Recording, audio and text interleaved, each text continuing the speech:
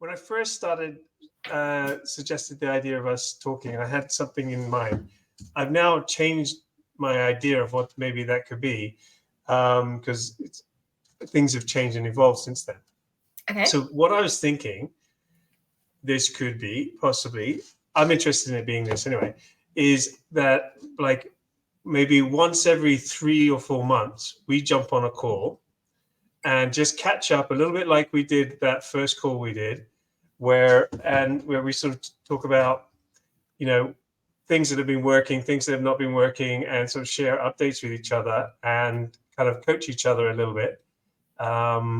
Because I really found that our last conversation, even like the advice I was giving you, really, I was actually giving it to myself.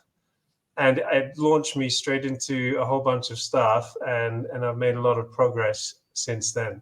Amazing. So I thought that would be kind of a thing to do, and if it works, then cool. If not, then whatever. Yeah. That's what And I was also, thinking. one person's question actually is everybody's question if we're in the same kind of field, right? Or same kind of, No, exactly. Of our life. Yeah. Okay, I'm cool with that. Is there a way I can not have my own screen? I've never used StreamYard before. I don't understand your question. What do you mean? I can see you and I can see me, and I just want to see you. So, and that's quite an interesting question. I understand why. It's just distracting to see myself. I just want to see you. Yeah, I don't think I can, and the reason why is because it's quite an interesting system. What it's doing, right? What we've got here, like I can change the kind of the layout, right? Oh, okay, yeah. And it's recording this live, and so I will get the video of this afterwards, right? Exactly how it is, yeah. Exactly how this is, but also what it's doing is it's recording locally on your side, on your computer, and it's recording on my computer. And afterwards, so when we close down, you've got to close down slowly, not too quickly. It sends those videos and that audio to me. And so about 5 minutes after, I get your audio and video and my audio and video separately. So I get these 3 different files. So then I can edit them later. Because what happens is sometimes with the streaming, this stream might cut a bit, right? Or the video will freeze.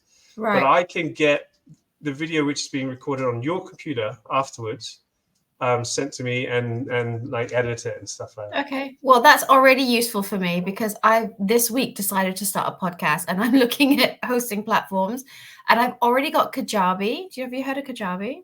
No, I haven't. I've already got Kajabi and it's bloody expensive. It's supposed to be the best for like everything hosting, especially for online courses. Okay. I'm building my online course on Kajabi and it also has a podcast hosting platform.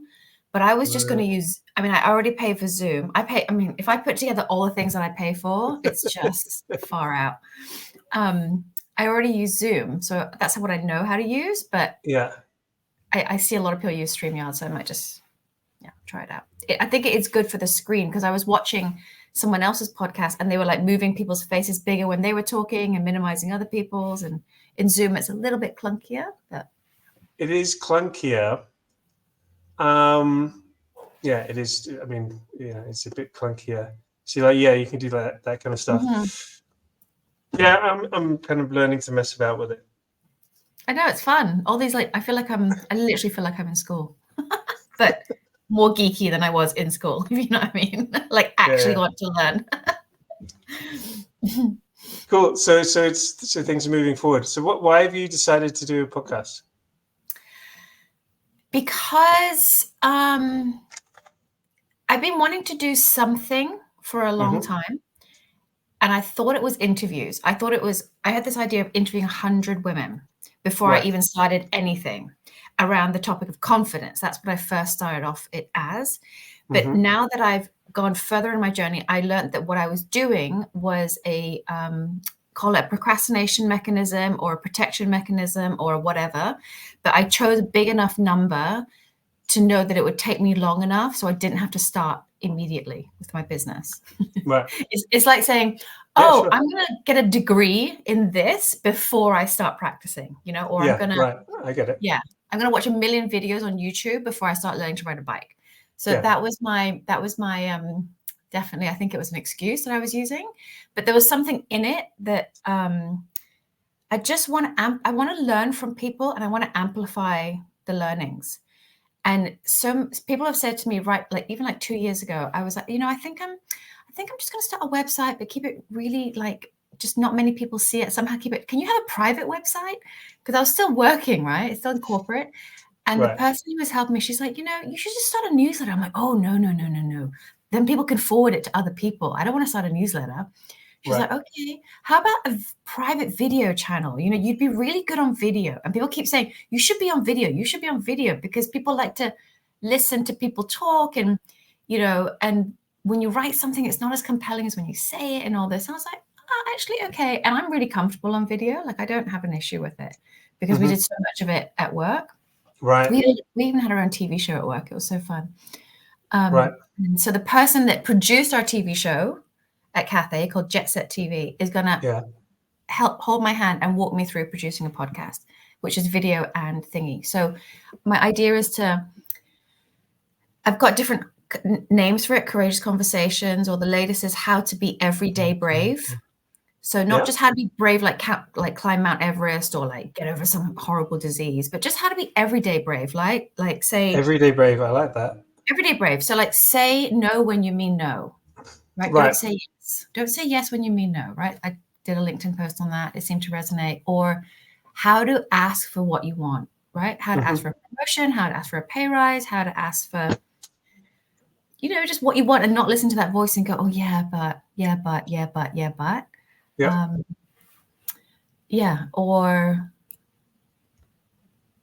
There's so many topics. There's just, every day I meet someone and I'm like, oh my God, how do you do that? Can you tell me how you do that? And then I want to tell loads of other people how you do that. Yeah. So it's how to be everyday brave, something like that. Yeah, it's quite interesting. I think a lot about that. In fact, that kind of relates a little bit to the thing I originally wanted to talk to you about, which was this thing I call the come to Jesus moment. But maybe if we talk about that, we'll talk about that later. So podcasting is interesting, right? Because that's obviously I've started that for light side of green, and what I found, I didn't really know exactly what I wanted to do. Wasn't exactly sure why I wanted to do it, but I just wanted to speak to more people. Right? I knew there's so many people out there that had all these really interesting perspectives. And so I started reaching out to people, and when you're reaching out to people, you kind of need to pitch what it's about. And my pitch has really evolved really quickly over the last 2 to 3 weeks. And I now realize really what I want to do is that in this sector, like the conservation and development sector, there's a real sort of negativity around everything, all the stories. Everything's going to shit. You know what I mean? The world's dying, and climate's going to kill us all, and it's just all really, really negative. And then in addition to that, there's a lot of gatekeepers who sort of control the purses, who control the organizations and control the ideas, and all of that's a little bit managerial, right? And it's like, if you're not part of that class, it's like you can't get in. And so I've seen a lot of younger people sort of say, yeah, I want to do something. I want to change the world. I want to try to fix something. And then after they spend 1 or 2 years engaging with this sector, they're just worn out, and they've just had enough, because there's just so many barriers and hoops to jump through. And so I feel like that's a lot of people's experience when they just start getting into the sector. But in fact, if you dig a little deeper, there's parts of the sector where there's really amazing people doing really amazing things. And I want to try to meet those people, talk to those people, and just raise the volume on those kind of stories. Cool. And so that's been the message that's starting to resonate, right? And I'm starting to. I did some really cool calls yesterday with some really exciting people, and it's interesting because, for one, like, I'm learning, right? I get to learn from these people. I get different perspectives, and then every next conversation, I'm saying, oh, well, I just talked to that person, and they're saying this, and building. It's like you're sort of building a knowledge base with other people. Yeah. And so really, I mean, it's really early days, but I think it's a really cool thing to do. Like, Yeah, I'm I enjoying feel it. like it's the one thing in a long time that I felt really like giddy excited about. You know, like Yeah. when you're excited, like there's like 2 podcasts I wanted to listen to about how to do podcasts, right? Right. And I was like, I need some space. Like I don't have anywhere to drive to. I don't have a purpose to drive. I was like, I'm going to take the dog for a walk. Bye. You know, so I could listen. I had like 40 minutes left. I was like, Right. you know, when you can't wait to get back to a good book or something, right? And I'm like, Yeah. like just trying to suck it all up. I have a question for you. So, are you familiar with the 6 basic human needs? Like Maslow's hierarchy of needs? Is that Like food and water? No. I don't know. I should probably know who did this, but they are. I've just come across them again. So they are love and connection. I'm going to write them down so I remember. Love and connection. They are learning. They are love, connection, learning, significance, connection. Oh no, love and connection is one. Learning, significance, contribution. Contribution. Love, learning, significance, contribution, growth. I think it is. Is it growth? Yeah. So if you were to think about those, which would you say are your 1 or 2 like biggest needs? Let me just make sure I've got those. Love and connection, variety and certainty, which might sound contradictory, but they're not. Love and connection is 1, variety, significance, certainty, growth, and contribution. The 6 human needs. Okay, learning's not 1 then. Maybe that's growth. Growth. Okay. Learning and growth, same thing. Yeah. And what's your question? Which one do you feel most connected to?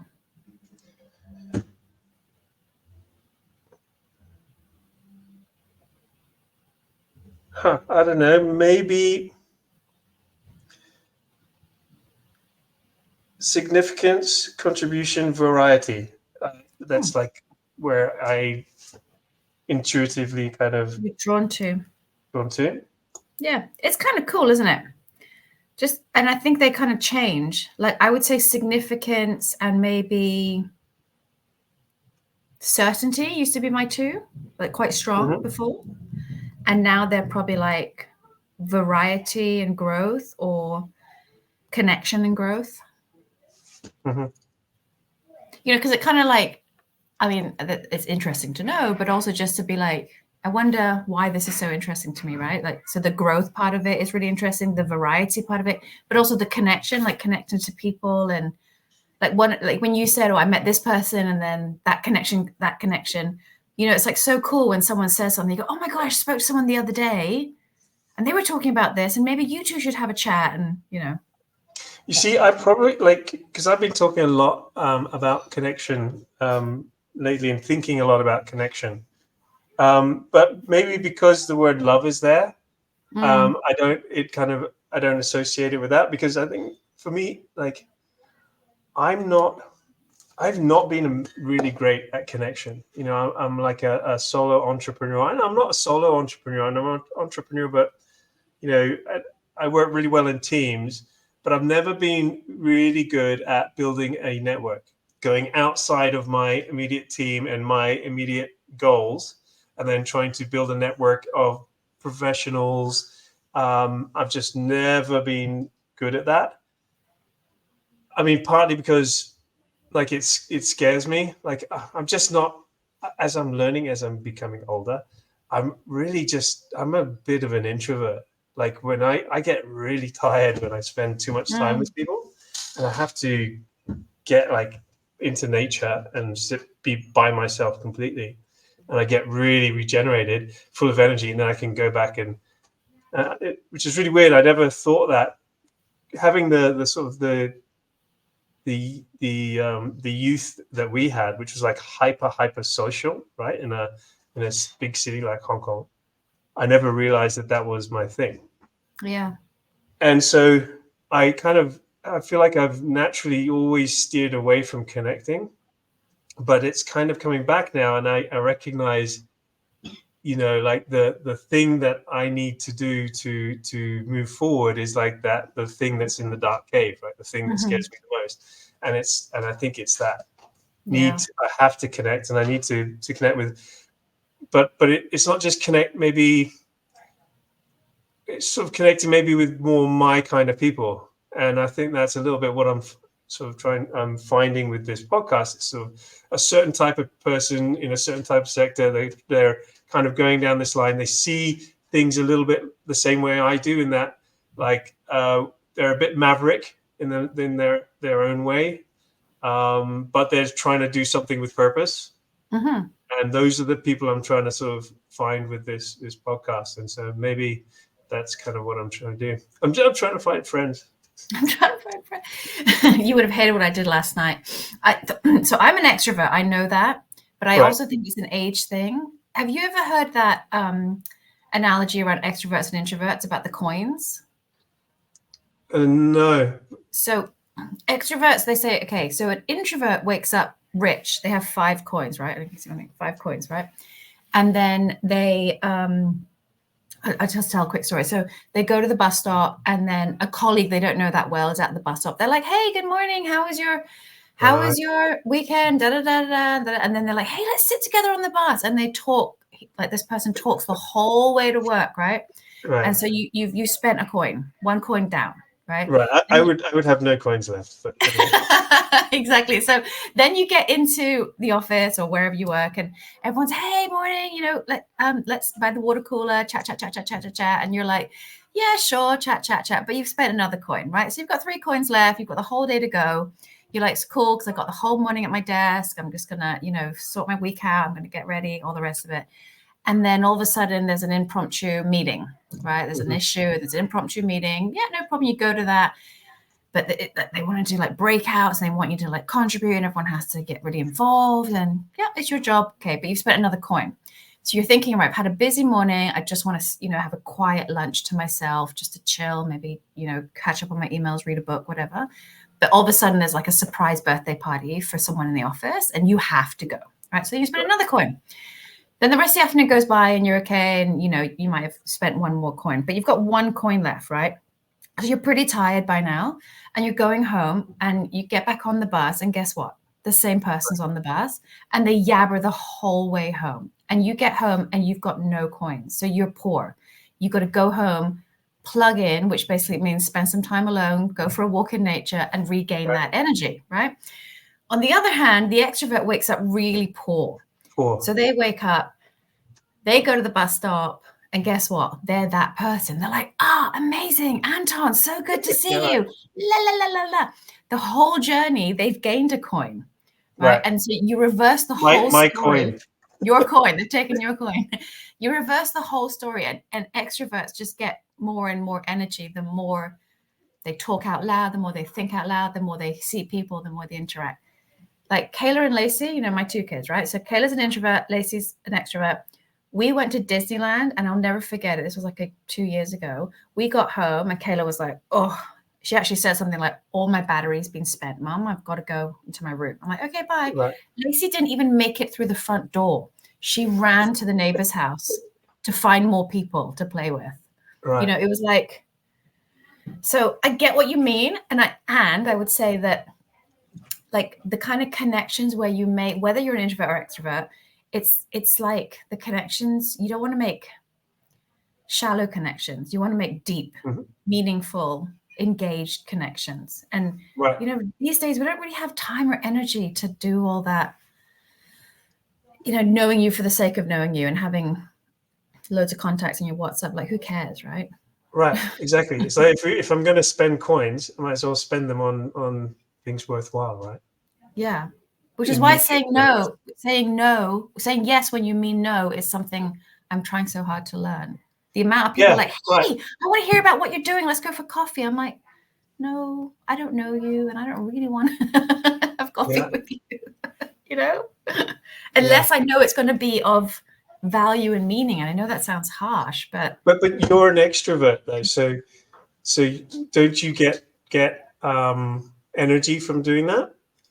But then is the problem for you that you're just being aware of that and you don't want to? How do you think about that? I think about it like I spent 24 years in the corporate world. One of the biggest reasons I left was freedom and to have freedom of my own time. And if I give other people the power of my time by living by obligation, then I'm just doing what I did in corporate. Right. Yeah. So if someone says to me, oh, there's someone I really want you to meet, I think they're going to be really good for your business. And I'm like 40% thinking maybe 30, I'm not like, oh, this is awesome. This is someone I've been wanting to meet for ages. Because everyone's trying to be helpful, right? They're always putting you in touch with people. And right. So it's like I'm missing a school pickup, or I'm missing working on my whatever I'm working on, my deep work time, or something I could be doing with the kids, or, the stuff I'm supposed to be choosing to do, and I'm doing other stuff because I think I should do it. To me, that's that friction again. Yeah. Which I spent too long doing in corporate. So yeah, it's breaking bad habits. Yeah. No, I can see that. Mm-hmm. Can you hear my kids in the background, Bobby? Just lightly, I could hear them. Okay. They're doing a dance routine. So if you want me to tell them to shut up. No, it's fine. I've got the kids here. I stupidly decided to launch my podcast the week that holidays started because I had no idea. And so my first recordings, I had to put the whole family outside in like the cold and the rain while I did my podcast. Oh, well, give them a hat. Yeah, exactly. Put my whole family out in the cold. That's so funny. Yeah. But that's how they say these podcasts start, right? Like the lady I listened to, Kathy Heller, her first podcast was in the closet. She did it sitting in the closet with the door closed. Right. Yeah. And now she's got 5 million downloads. Yeah, I can't imagine ever getting to anything like that. But the way I see it is it actually, like, the point of what I'm trying to do isn't about getting millions of downloads or millions of views, right? It's actually about having conversations with people. And what I'm recognizing is, like, I started with, so like you got an invitation, right, for a 2-hour call. Like I didn't hesitate because the first 2 or 3 episodes I did with people I knew, right, because I wanted to sort of test the technology and I changed the technology and that kind of stuff. So that's cool. But then I went out and I started contacting people and sending them this link for 2-hour meetings. And I wasn't getting anything. I was like, oh, God. And then suddenly one guy wrote back, he's like, hey, look, I just cannot do 2 hours, right? Yeah, I don't know you. I don't have 2 hours to give. And I was like, oh, yeah, no, okay, that's a fair point. So then I changed it to half an hour. And then suddenly it just started getting all these people booking. I was like, okay, great, amazing. half an hour works. The problem being that I then did the podcast calls, and it's half an hour is actually really short.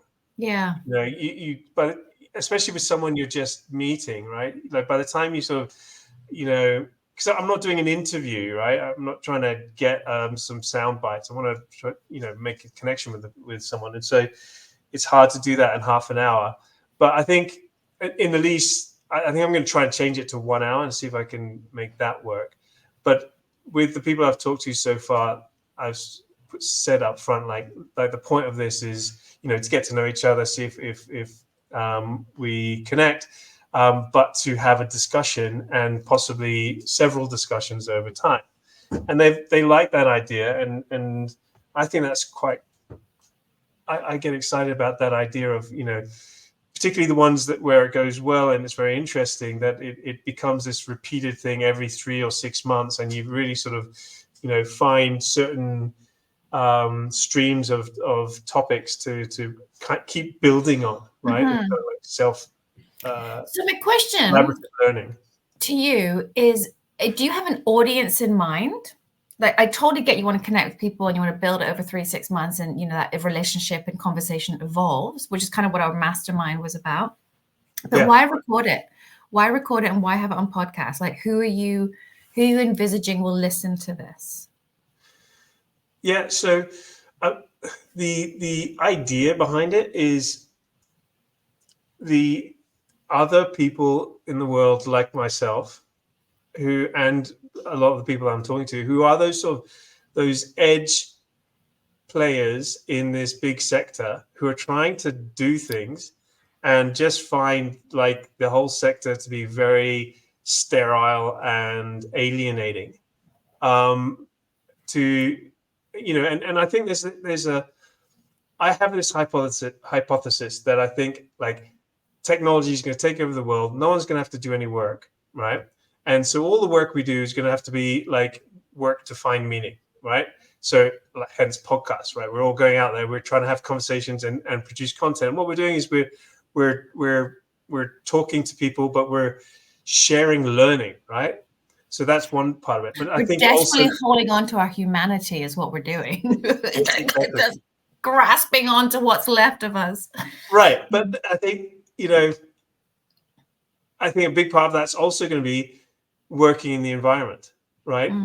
Working to increase biodiversity in your area or in the Philippines or whatever. And I think the number of people going into the sector is increasing. I think it's people, a lot of young people, dynamic people who haven't had formal training or anything like that. So there's a wave, I believe, of new interest in getting involved and doing things that are good, whether that be podcasts or For sure. And it's those kind of people I want to try to attract, to say, hey, like, you're going to see some weird shit when you get into this sector. You're going to see some like corporate kind of stuff that's like, seems like it's backwards, but it's not all like that. There's a whole bunch of people that are doing really exciting stuff, and we're, let's try to come together as a tribe and support each other. Something like that. So you're like, it's like building a movement, but in a different kind of way. Yeah, in that there's like 3 of us. Well, that's how movement starts, right? No, you ever see that video of that guy dancing? What is it? You're like, yeah. Right. And the first guy, nothing happens, and then the second guy joins, and then all of a sudden, everybody, yeah, it's kind of like that, right? So you're like the first person dancing still, but soon it'll catch on, right? Yeah, that's great.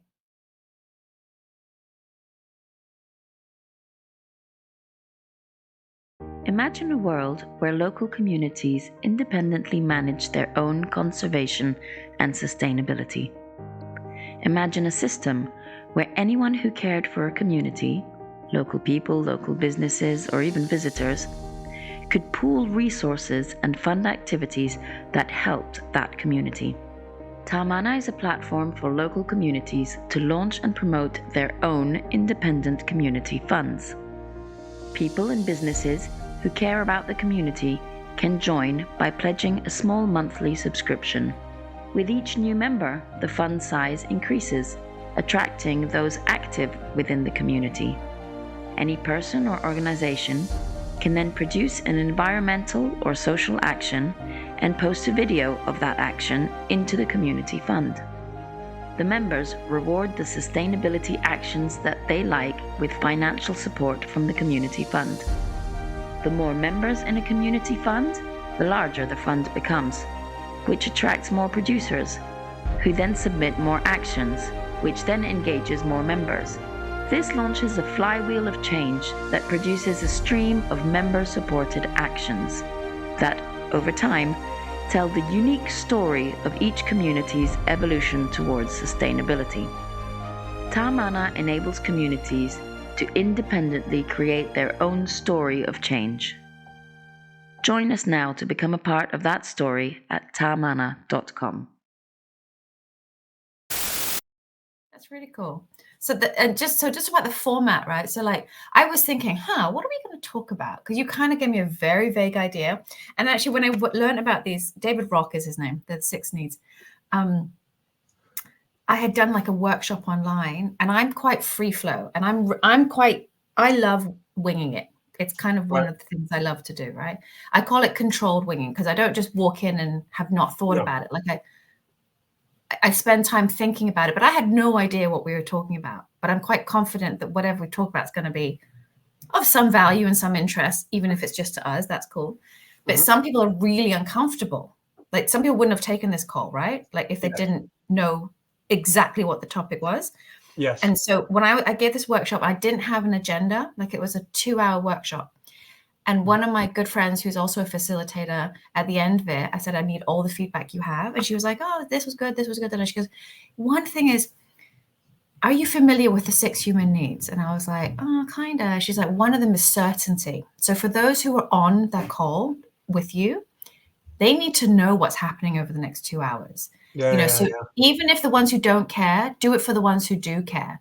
And that resonates with me quite a lot because I do a lot of like workshops around different people's different styles, right? Personality styles like DISC and MBTI and communication styles and all that. And I always tell this story about my style being expressive and amiable. And I was presenting at work to the board of directors, and they're all analytical and directive drivers, right? Which basically is opposite to who I am. And I already know this stuff. And yet my preference for being expressive and for being, like off the cuff and stuff and doing things in a way that suits me. My whole presentation was that style, and it didn't land. It just totally bombed because that's not how they like to be communicated with, right? So the irony was I trained this stuff, and still the preference is so strong that I stick to what I want and what I know. And so I don't like certainty much. I don't like really having agendas. I find them really boring. But as someone who's serving others, this is what she said to me. So I was kind of thinking about that with what this lady Angela is teaching me about podcasts. She's got all these like scripts, pre-meetings. She's got templates for her emails that she sends to people, and she gets them on the call. She does a pre-meeting call with them to make sure they're comfortable. And then she gets them on, I think, 15 to 20 minutes early to do a tech check. Right. And then it's the 45-minute interview, so, and because she's a producer, she used to work for Fremantle and Disney and Star and stuff. So she's bringing all that in. But I was like, do people give you all the time? She goes, yeah, because everybody wants to look good. Everybody wants to be prepared, and everybody wants to. And I'm like, oh, okay, interesting. So I was kind of like seeing how you're doing it and seeing how she's teaching me to do it, and sort of, I don't know what, I mean, I've literally never done this before, but it got me thinking. Yeah, I think that's good. And that kind of gels with some of my experience with trying to get people to, because a lot of the time I'm calling these people, right? I'm meeting them for the first time and trying to get them even interested. I felt intuitively that I needed to give them this is the kind of thing that we're going to talk about. And in your case, I think, I really want to talk to you about this thing, right? Just to give them that sense of, okay, there's a point in having this conversation. So yeah, I think that's good feedback. Also, yeah, I think that's why I want to move my calls to 1 hour so that I can get on, set it up, make sure they're comfortable, and then get into it. So ChatGPT, I just played around with it yesterday. Yeah. And I told ChatGPT, I said, this is who I am. This is what I do. I'm thinking of starting a podcast. This is what I want to call it. These are the topics that I want to talk about. Yeah. Help me write an invitation email to someone I don't know and tell them what my podcast is about. And, I want them to feel excited. I want them to feel reassured. And it literally, boom, churned out a template for me. And then you can mix it up and change it. But it was really helpful. And then I was like, okay, what other things do I need to know? What other things should I be telling people? What do the best podcasters do? Blah, blah, blah, blah, blah. So very quickly, I had a whole bunch of stuff that I'm going to try and use. Yeah. Without over-engineering it, right? You don't want to over-engineer. Yeah, exactly. Yeah, exactly. One of the things that it relates to what you just said that I think about is like some people they want to look good, when they come out of it. And I had a call with a gentleman recently he's a very competent gentleman. He's led a lot of big organizations, and then he's made a change into the conservation sector, and he's built a really amazing water company in Africa. And I've seen him, he's done interviews with, CNBC and, proper interviews, and watching them, I noticed, professional interviews, they can do a good job sometimes of like setting up the questions and helping you to look good, right? And what I recognized with my interview with him was I didn't really do that very well. Right. Because I'm not fabulous at No, you're talking. new to it. Right, there's that, but I don't know if I'll ever sort of go down that way as well, because one thing I did feel that we actually connected towards the end. Which is what you want, yeah. Which is what I want, right? Yeah. But for him, he might not be looking for friends. He might be more focused on getting his message across. And I didn't do a great job of helping him to look really great, because, and it, and I'll send you the link to the video so you can see what I mean. And like when you see him when he's interviewed by the CNBC guy, like he's just hitting every question out of the park, right? He's got these like boilerplate sound bites, responses, right? He's been media trained in that, but I didn't ask him those questions in the same way, and so he had to freestyle. And when you freestyle, you're not as, you don't come across as impressive as when you're delivering your media speech. And so I don't know how to think about that, because I felt like I connected with him more, and I'm hoping we'll have more conversations, but it didn't make him look as good as a CNBC interview. So I have two questions or thoughts around that. One goes back to what is the purpose of what you're doing? Right, exactly. If the purpose of what you're doing is to make connections. Sorry, 1 second. Yeah, no, go for it. I breathed in the water. Oh, I hate that. Having more water doesn't help.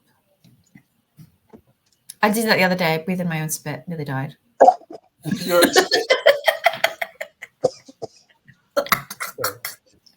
You okay? Yeah, I'm fine. Thank you. What is the purpose, right? Like really, and right. You're going to take this the way I meant it. Is he's not coming on your podcast to get attention? Right, it's not CNBC. You're 1 week old. You're 2 weeks old. You have no audience. So he's not there to look good. He's not there to get hits, right? He's not there to amplify his brand. I doubt it. There was something about you that he wanted to connect with. And again, he probably just thought, I don't even know if he's recording this or not. Like, it doesn't really matter. Right. You know what I mean? Yeah, no, you're right. So that's not why I came on it. But again, I just go back to what's your purpose. And you might not have a purpose yet. You might just be like, I'm just going down this road because I find it interesting. Yeah, no, you're right. And so, the better way to think about it is to not get too overly concerned about it, and more to stick with what you feel is the right way to do it, right? Especially because you're doing it in a very different way, right? You're doing it like I'm doing it with an audience in mind. So I'm asking questions as an ambassador for the people who would listen. Right. And in the process would make a connection. Great. Right. And, et cetera, et cetera. But am I there to have like like the Diary of a CEO? Have you watched that with Stephen Bartlett? Yeah. I think he's got a mix of everything, right? Like, I feel like he's really doing it because he wants to have that really interesting conversation. Right. But his brand and his team also know that millions of people want to listen in on that conversation. And the people who go on his show are there to amplify his brand, their brand. And, so it's like a multitude of purposes. But he seems quite genuine in that he genuinely wants to have deep, meaningful conversations with people. But right, exactly. Quite, it's all very show busy done. Yeah, right. I see what you're saying. Yeah, it's interesting. And I don't think there's right or wrong. It's just different ways of doing it, right? Yeah. No, exactly. So, and the funnest thing is creating.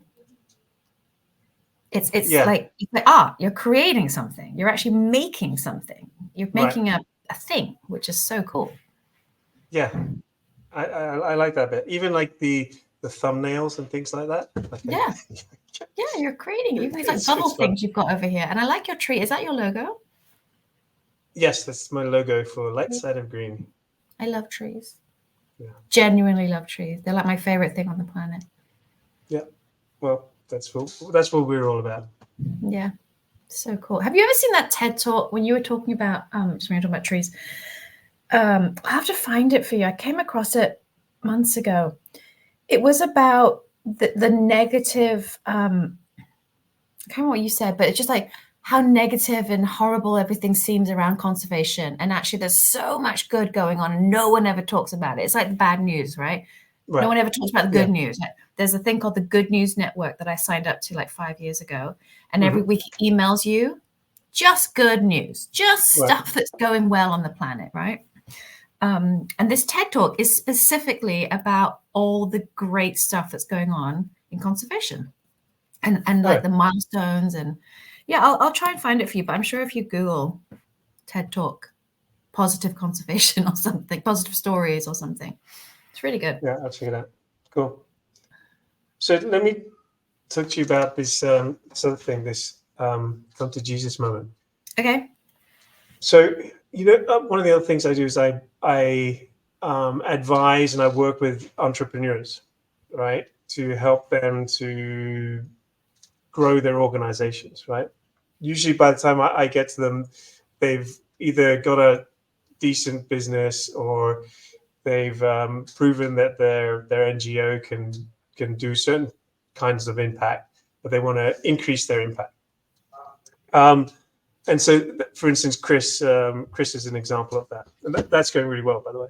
Oh, yeah. May's Chris is really busy today. Can't come over. He's having a deep dive with Anton. I'm like, oh, it's still going on. He's like, yeah, it's really exciting. Yeah, it's cool. It's, really good.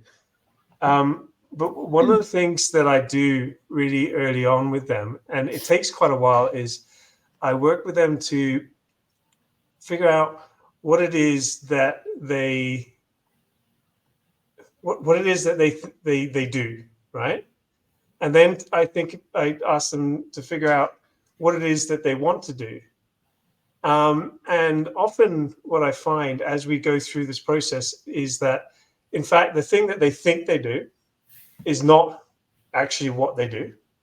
And I measure that by, or the thing that they say they think they do is not what they actually do. And I measure that by what they spend their time and their resources actually doing, right? And then the thing that they want to do, they're not willing to do the thing that's going to get them to that point. And so, but it's quite an interesting process because they'll say, okay, this is where I want to go. And so then I'm working with them to try to build a strategy to get to that point, right? It's about, I fundamentally believe when you're trying to move big things, you can't do it without some kind of strategy. That you have to believe that you can get there. And to believe that you can get there, you have to have, if I do this and then I do that, and then I do this and I do that, there's a chance I could get there. It doesn't have to be perfect strategy, but it has to be a strategy. You can't go into battle without having some kind of strategy. Otherwise, you're just flailing. And so what I work with them on is, this is where you want to go. And so I keep working with them on, so how about this is the strategy? And I work to pull that out of them. And then they're like, no.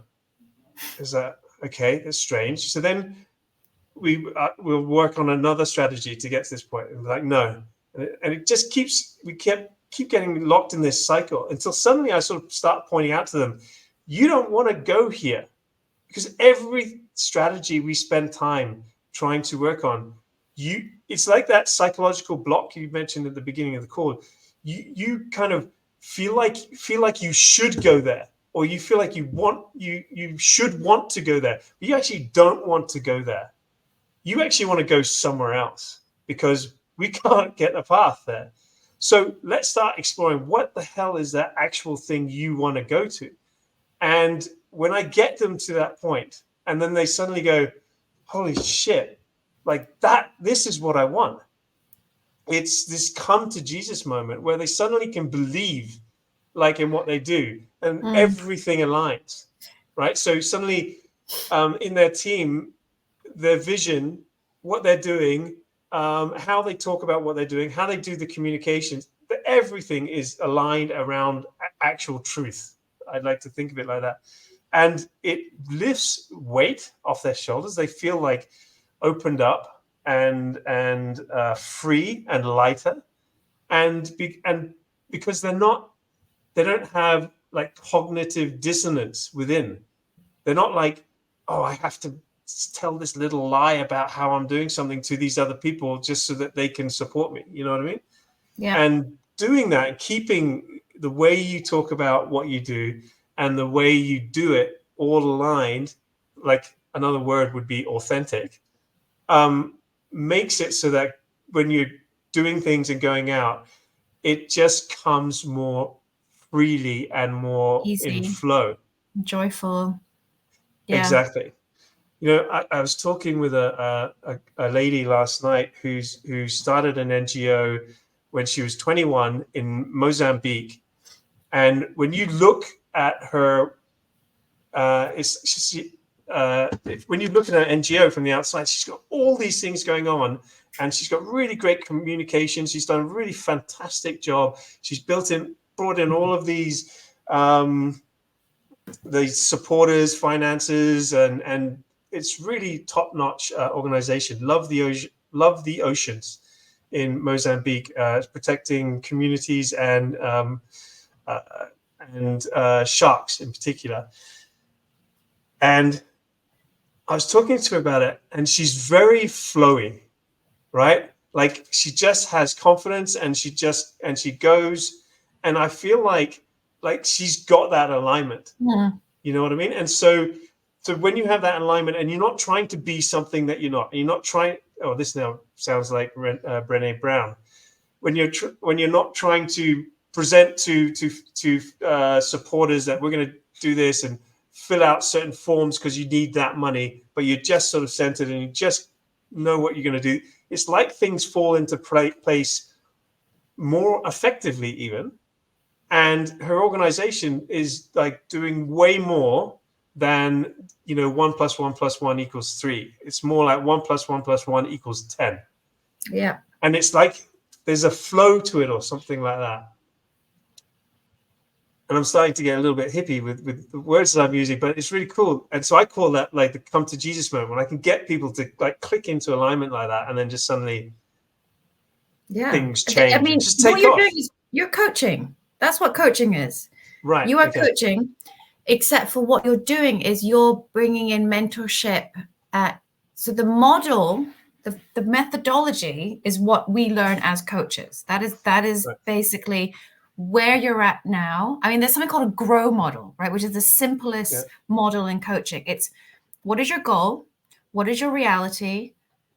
And where's the big gap in between? And usually that's the aha moment, right? Then what are your options? And then what's your way forward? That's like the basic coaching model. But what you bring into it is a kind of like a pressure.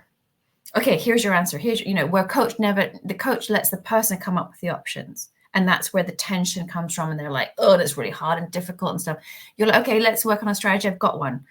1, 2, 3, 4, 5, 6. Your method is keep giving them strategies, and they keep resisting the strategies. And then they have this aha moment when they realize none of that feels good to me. And there's this nagging, it's like a niggle, right? We all have it. It's a niggle and a nag. Right. And they say, listen to, just stay, get still enough to just listen to it because it's telling you something. But very few people get still enough to listen to it.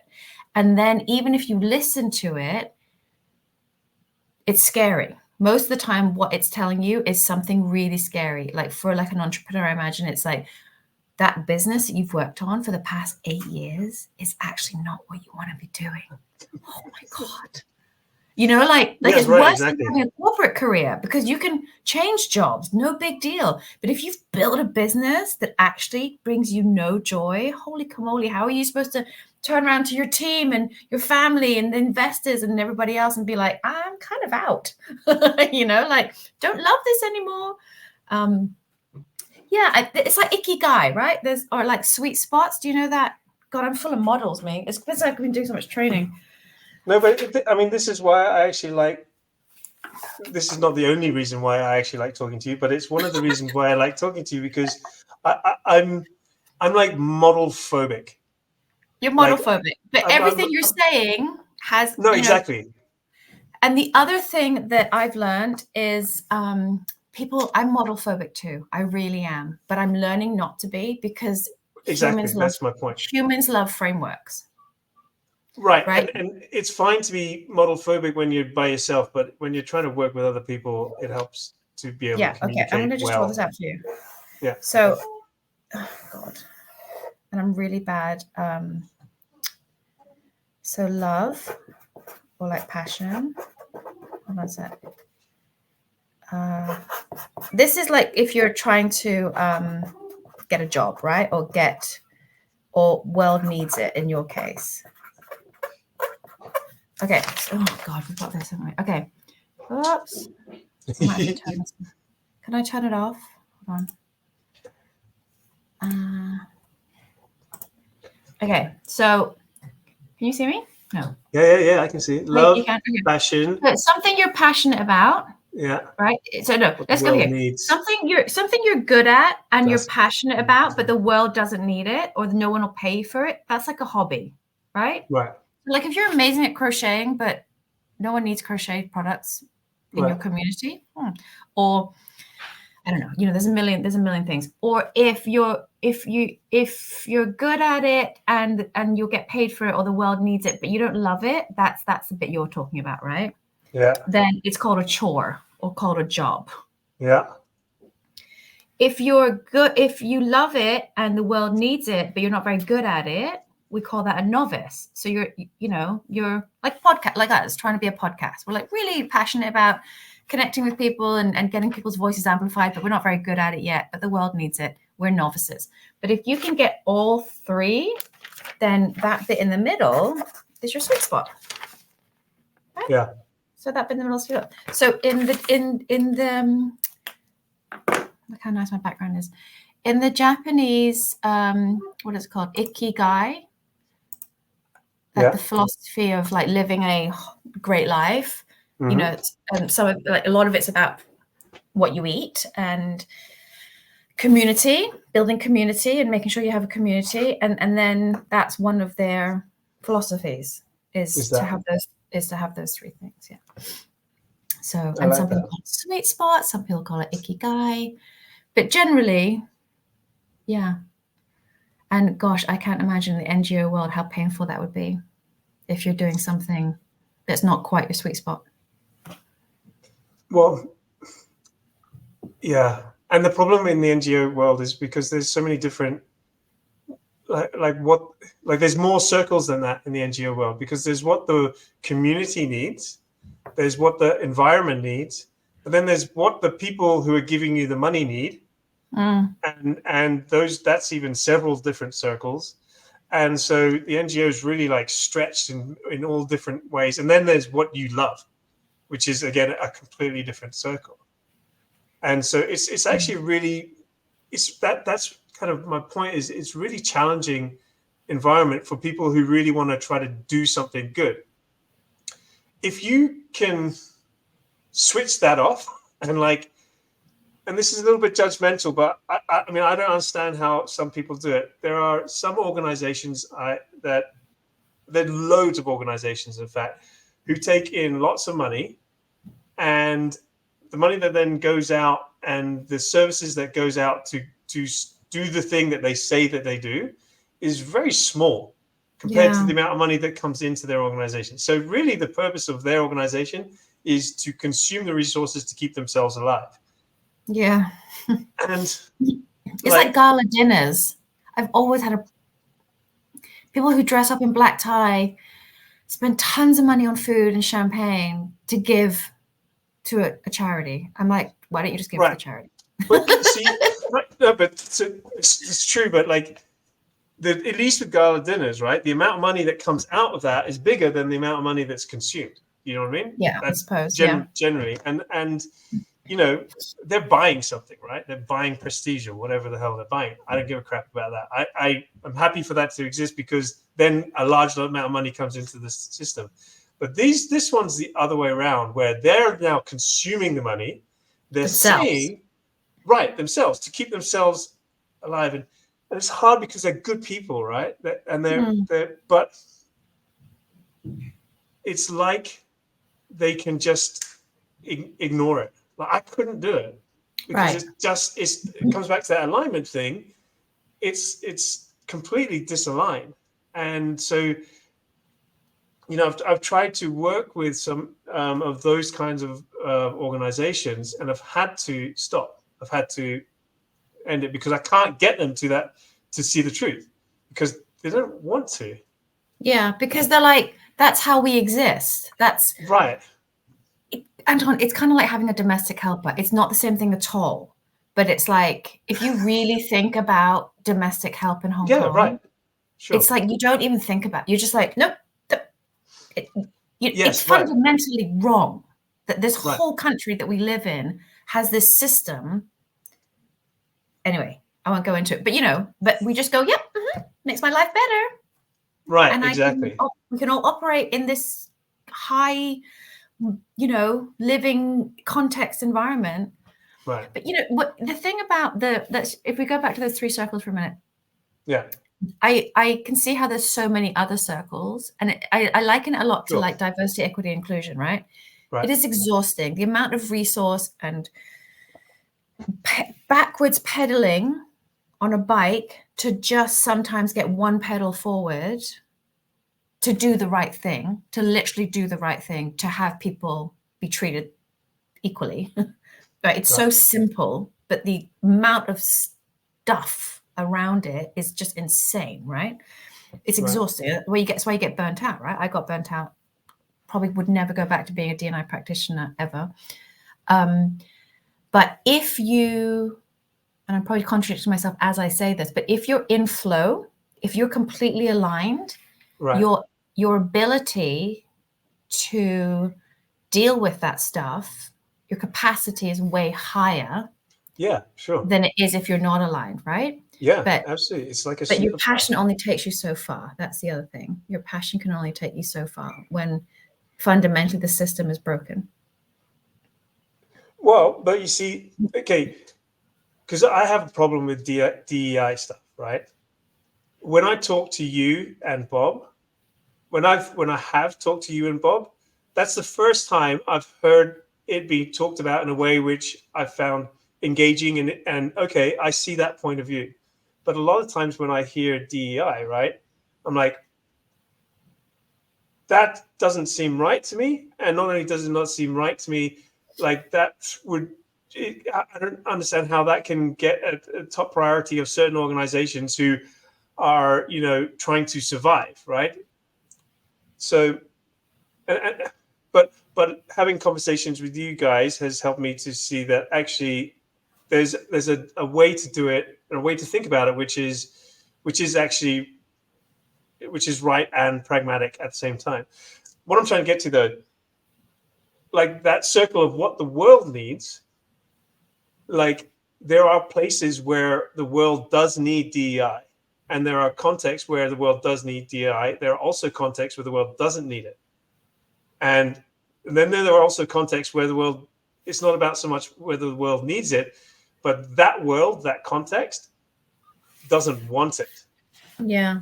And so if you're trying to do, trying to do it, but the world in which you're trying to do it in doesn't want it, that's not going to work either, right? Which is many people's reality. You're just fighting a big fight that doesn't want to be fought. Yeah. So this come to Jesus moment, then that's you know, as you were saying it, I'm like, if that was your product, when you were explaining it, I'm like, that's your reel right there to explain how you do something. come to because Jesus. I'm learning how to explain what I do, right? Right. And everyone's like, just explain the steps, like what it is you do, how you do it. And I'm like, well, if I do all that, then why are they going to want to buy it off me? They're like, because they don't know how to actually do it. Like, I'm like, that sounds amazing. Where do I sign up? I can't wait for you to take me through that process. Because they don't know how the back end of it works, right? But it sounds, you've got like stories, you've got social proof that it's happened. You're so confident in your process and how you explain it. I'm like, so glad we're recording this, because you can use that at some point if that's what you wanted to do. Just that snippet there. Right. It's actually funny, right? Like slightly different context, but we actually do very similar things. We're trying to do very similar things. So I just thought of something. We're trying to get people to have different perspectives, to break through. There's nothing more joyful to me than when someone goes quiet. Right. After something you said. Well, no, after something they've said, actually. Oh, okay. So I've asked them a question. They're thinking about it. Usually it's like, I don't know. And then as a coach, we're trained to stay silent, hold the space. Right. And then they realize she's not going to say anything. And then they go inwards. They think, and you see it, they go, huh. Yeah. Like that. Yeah. That. That's the come to Jesus moment. Okay, and it's not one moment. It's like lots of little things, and then suddenly, bam, and you're now and then in they a new go, religion. and they look up and they realize you're still there. Right. And you're like, what's going on? Right. And then they just go, like you said, sometimes there's tears. Sometimes there's like, oh my gosh, and whatever else. Yeah. But yeah, as a coach, it's like either sometimes you just stop there and just leave it at that. But often it's like, okay, now now that we know this, what are we going to do? Where are we going to go from here? You can't go back. You've got to go forward. Where are we going to go? Yeah, it's kind of cool. No, it is cool. I wanted to say one other thing about the DEI thing that I said before. Like I said, so imagine if like the circle of the world, what the world needs, but imagine if that's like, it's not just what the world needs, it's what the context you're trying to do that thing in, whether it needs it, but also whether it wants it, right? And if it doesn't want it, then this is not going to work. Well, it's similar, like exactly the thing that example is exactly the same thing I just said with the NGOs that I was trying to work with to get them to have come to Jesus moment. In that context, what that world wanted was to not do this. They wanted to, and that's why I had to stop working with them, because they, in fact, just fundamentally don't want to do that thing. They want to do the thing that they're doing. Whether I agree with it or not, I don't feel like I should be so judgmental to judge it. And I should just say, okay, well, that's their context. And so they should,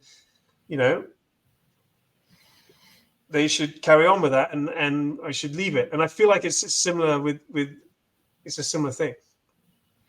Well, you said edge players. I've never heard that term before. And it makes me think, because the way you think, Anton, and the way you operate in the world, it's maybe not what the world needs. It's what the world needs, but it doesn't know it needs it yet. Yeah. Right. Yeah. So these people, they're pushing back because you're threatening them. You're threatening their safety. Yeah. What they know.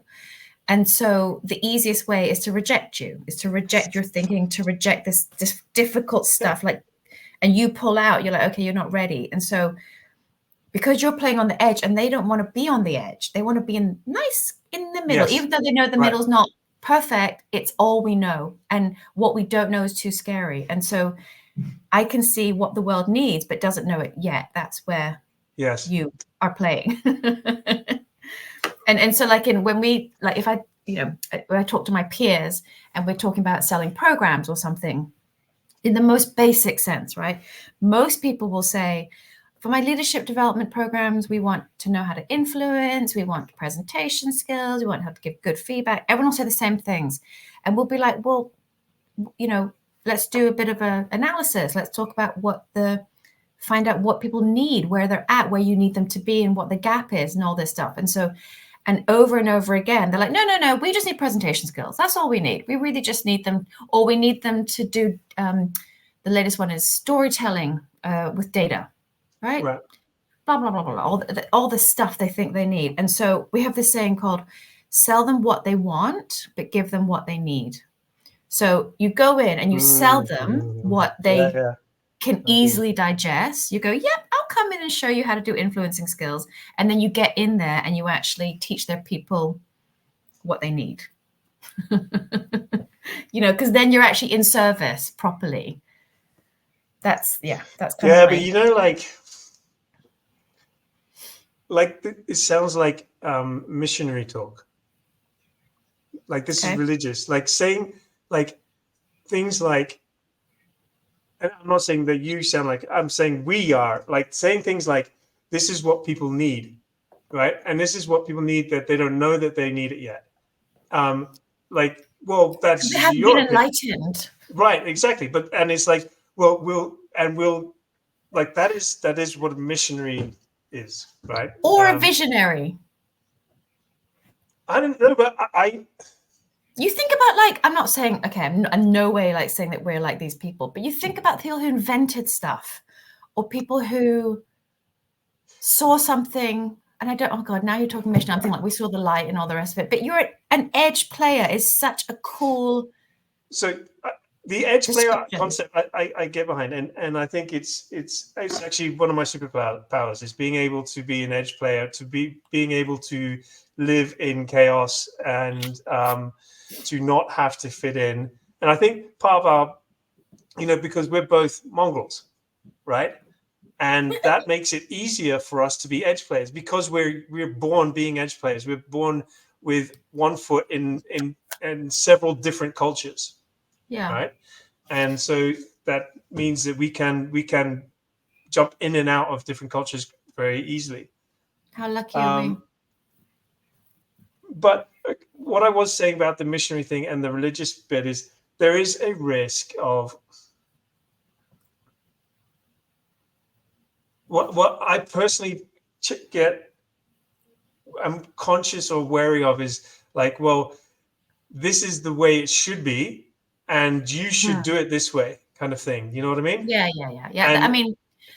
And I judge like that, right? I think we should be trying to help people that need the help and engage where context where it's relevant, but there needs to be, not only is there going to be, but there needs to be contexts which don't use this kind of thinking, because we need all sorts of different kind of thinking, all sorts of different kinds of approaches. You know what I mean?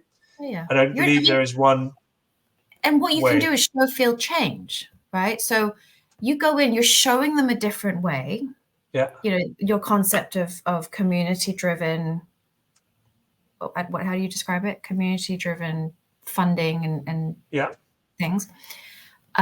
They feel it, they experience it, and they feel it, and they realize, oh, actually, this is what we need, and this suits us, and maybe they'll tweak it, maybe they'll add their own thinking to it, maybe it'll look different from what you originally did, but you're just showing them a different way. Is all. Exactly. I agree. Yeah, and then they change or they don't change. Right. But at least they've experienced it, and you're just trying to get through the door to allow them to be open enough to experience it. Yeah, but if they don't experience it, they don't know. Exactly. So sell them what they want, give them what they need. Yeah. I like that. Maybe, yeah. I mean, I'm talking to corporates, right? It's different. You're talking to people who are trying to change the planet, and so are you. So, yeah.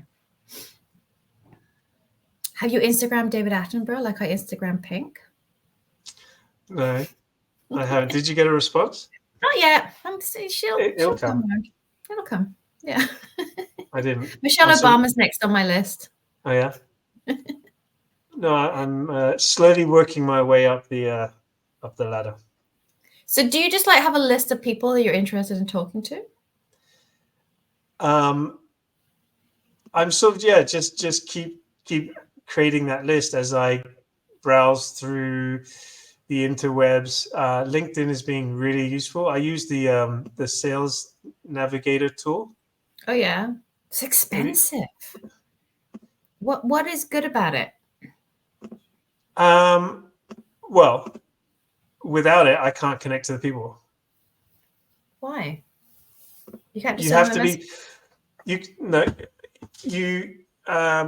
I can't. You can't connect. You can't send messages to as many people without it. I think I get because 10 a month on the job seeker one. Sorry, you get I how many? get 10 a month, I think. Right. Yeah. And I think I'm at about like 50 a month or something like that. Yeah, that's a lot. Is that how many people you're reaching out to? I haven't used them all yet, but okay. I want to get like well, my initial idea was, okay, I want to be able to do like 50 episodes a year, one a week, but I don't want to do them one a week, right? Otherwise, then No, you have to batch them. Why not batch? Get 25 done and then post them once a week, and then 25 in another session. And so I was like, okay, well, so I need 50 people. But I'm actually thinking maybe I don't need 50 people, because I could see a bunch of them could be repeats. So there's that as well. Or like split into 2 or 3. Right, part 1, exactly. part 2. Yeah. And then the other part of it that I'm starting to learn is, if I want to have proper conversations, ongoing sort of evolving conversations, a little bit like what we're doing, you can't do that with 50 people, right? You need that. Right. Can only be with less people. And so I'm thinking, okay, there'll be some people that I do that with, and then there'll be others who just come in to tell me about some really cool project, and then that will be it, right? You know what I mean? So yeah, I'm evolving the way I'm sort of thinking about the people. There's sort of like an ecology of how the people will interact with the people. Isn't that cool though? It's like a project. I'm just trying to get to like 8 or 10. Okay, so the number I've heard is, what do they call it? Oh, pod fade. Right. It's when podcasters fade out. So the number is between 7 and 10 episodes. And then they fade out. Then they fade out because they're like, no one's listening. Oh, right. I've got 2 listeners. Like, this is a waste of my time. I'm not selling anything, because most people are doing it to sell products or to sell business. Oh, right. Yeah, sure. Pod fade. Yeah, so they just all fade out. And then I heard this other really interesting stat. There's like 150 billion YouTube channels. Yeah, but only like 45 million podcasts. Whatever they're called. Not called channels, podcasts. Podcasts. So it's like what you're saying. People are looking for connection. People are looking for community. People are looking for people that think like them, and they want to listen to them. They want to watch and listen, and they want to feel like they know them in this world that's so disconnected. And so, of course, I'm quite biased with the stuff I listen to. The people I listen to think podcasting's amazing, and of course, I'm I'm looking for evidence to support my new hobby. But yeah, that it's like only not even on the cusp of becoming big yet. It's still quite a baby infancy. Oh, I fundamentally believe it. And I think there's like this upsurge in podcasts. I think we're part of that, right? Like the second, third, I don't know, maybe the fourth wave of people who are coming into the podcasting. But I think it continues to grow. I think this, at the fundamental level, it's just people having conversations, right? Yeah. And sharing them and we've been doing this for all eternity. We're programmed to do this. This is how we learn the best. I think it is going to be transformative. It's and I find it's super exciting. And it's fun to do. It doesn't feel like a chore, except for the editing bit, which you can outsource. Yeah. Okay. So I'd be interested to learn when you get around to that, how you think about that, because I'm doing it myself. I quite enjoy it, but at the same time, I can very quickly see that I won't enjoy it. Yeah, I think you need to do like the first 5 to 10 yourself, so you know exactly what it is you want. Right, and then so I mean, you've done it. You've started and scaled a very successful business. But what I'm trying to be disciplined with is setting up systems, so that I'm not going to be a solopreneur. I'm going to have other people doing things for me that I don't want to do, because that's where I don't know how to operate, right? I'm really great at coming up with ideas and project plans and strategies and stuff. Execution, like I'll do all the podcasts, I'll find all the guests, but putting the whole thing together has never been, I mean, I haven't done it for 15 years. Someone else, I've had a team. Right. And they go and they come back, they're like, it's done. I'm like, let's tweak this, let's do that. You know, that's how I've operated. That's how I like to operate. And I really don't plan to go backwards. You know, it's just, I'm not good at that stuff. It's a waste of my time to try and be good at something that doesn't have a lot of value. You know what I mean? In terms of time. So I do plan to outsource that sort of stuff. But you have to set up a system first, right? Like a process so you can teach someone how to do that. So someone taught me to just use, forgotten what the software's called, but it films you doing it, basically. Just films you.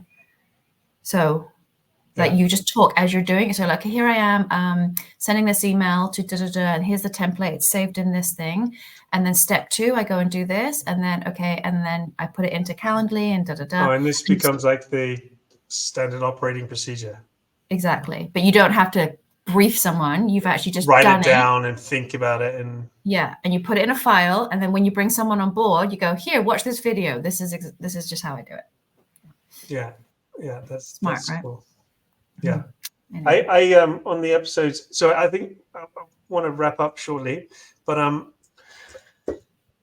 the episode, so I listen to a lot to Mr. Beast. Me too. Obviously not a podcaster, but I like the way he talks about and thinks about videos. And he was like saying, get 100 videos done, and until you've got 100, like you're not going to get any views until you got 100. That's when you can start thinking about that kind of thing. I was like, yeah, okay, cool. What kind of thing? Oh, sorry. Thinking about viewers and viewership and optimizing this, that to attract more viewers, to get people to watch it through to the end and things like that. Right. So just do 100 video and every video improve. Just do that. I was like, yeah, okay, cool. And I absolutely love, don't you feel so comforted by that sort of stuff? I'm like, because my goal is 500 email subscribers. And until I have 500, I ain't launching no products. I'm not selling anything to anyone because I have no one to sell them to. This simplifies your mission. You're just like, right, okay. My mission is 500. Podcast's going to help me get there, right? So if there's no pressure, it doesn't feel like work. It just feels like adding, like your 100 paintings, right? It's just adding to the pot. Yes, it's exactly that. You're just adding to the pot. So 100, holy camoly. Okay. 100 episodes. I'll add that to my board. I now have 160 subscribers, which is nice. That's double from last time. A month ago. Yeah. Thanks to you, because you said, oh, I was so interested in following your journey, and then you just fell off and I was like, so then I got on camera and said to 30 people who opened it, I think like 35 people opened my email. I said, okay, I promise you that I will be here every 2 weeks. And so now I've made that promise. I'm I've got a process. I do it on Monday. It goes out on Thursday. It gets edited and it gets sent out. Yeah. So. Okay. Hey, thank you. I always look to engage around your post, but I've pulled back recently because I was like what you're trying to do is you're trying to engage women, right? And you're trying to and I was like, man, all the posts are, like all of the comments seem to be coming from guys. Isn't that interesting? I was like, oh, okay, well, maybe we're like literally doing that, like the squeaky wheel gets the oil kind of thing, being too loud. So you know what? There's no right or wrong. If you feel compelled to say something, because you're right. It is a lot of men or coaches and men. Okay. And I feel like that says something. Yeah. I mean, men are disagreeable. We're more disagreeable. Yeah, and maybe women just don't want to, like, it's some of the stuff I talk about is too, people don't want to, on a professional website, like LinkedIn, say, oh, I have a problem with that as well, because it's their brand. Yeah, and right, it's vulnerable. exactly. Right. Whereas men are like, nah, don't care, say it. Sometimes I'll get people DM me and they'll say, thanks for your post, da-da-da-da-da. But it's not only that, it is that, like, from a man's perspective, the best are the most disagreeable. The people at the top Like, and I, I look at, for instance, my father-in-law, who's made being disagreeable an art form. I look at that and I'm like, wow, yeah, I since I've known him, I've tried to learn about that and try to take more power to myself to be, not to be disagreeable to be disagreeable, right? But to be disagreeable because I should value what I think. And so I've learned Have more an about that. opinion. Right, exactly. But from You just give me a new title for a podcast: How to Have a Point of View. Yeah, right.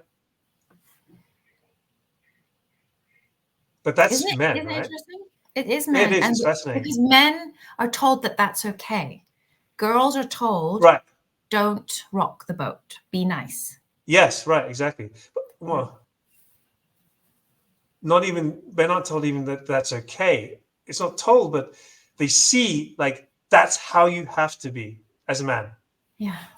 Otherwise, you don't get above the other men. Yeah. Or And which is something why like that. people like Brene Brown with vulnerability and, like when I talk about influence again in class and stuff, I need to bring more of what I do in leadership into this stuff. There's the push and the pull, right, of influencing. Yeah. Disagreeing is a push tactic.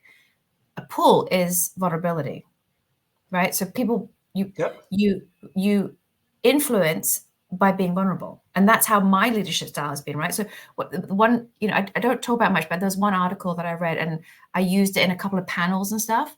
I said, they said, what's your leadership style? I said, my leadership style is I'm a compassionate badass. And they're like, what does that mean? Yeah. Cool. I'm like, I have really high standards.